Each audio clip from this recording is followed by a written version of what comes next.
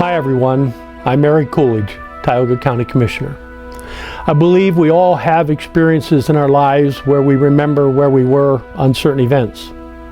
And in doing so, we would pause and think perhaps when John Glenn was circling the earth, or Elvis Presley passing away, or when President Kennedy was shot.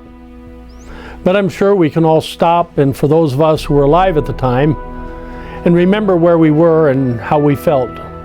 Or when we had, for instance, landing on the moon.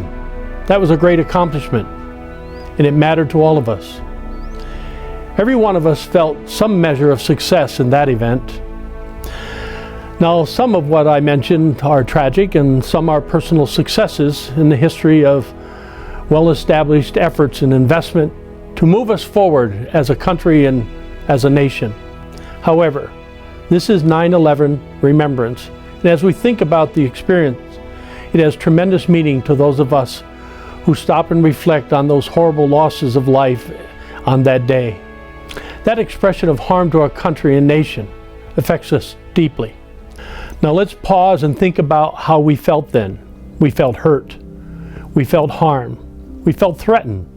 We didn't know all the aspects of it at the time, but we knew where we were. Where was I? I was chairing the commissioners meeting in the district justice office that day. David Kowick, the emergency management director, came in and shared with me there had been an accident. A plane had struck one of the towers. We continued with the meeting. There would be more information, but we didn't share anything at the time. He came back in a few minutes later and shared that they believed it wasn't an accident because the second plane had struck one of the towers.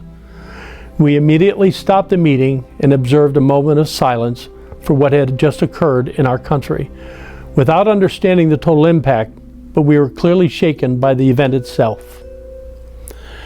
Now, if you pause again and think about how that affected you, more importantly, how it affected all of us, I would suggest that it galvanized us as a people.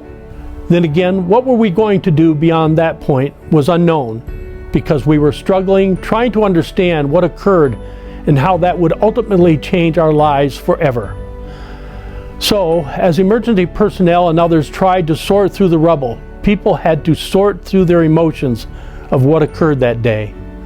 But there's something else that we might want to just really concentrate on. I mentioned earlier that it galvanized us as a people. What do I mean by that?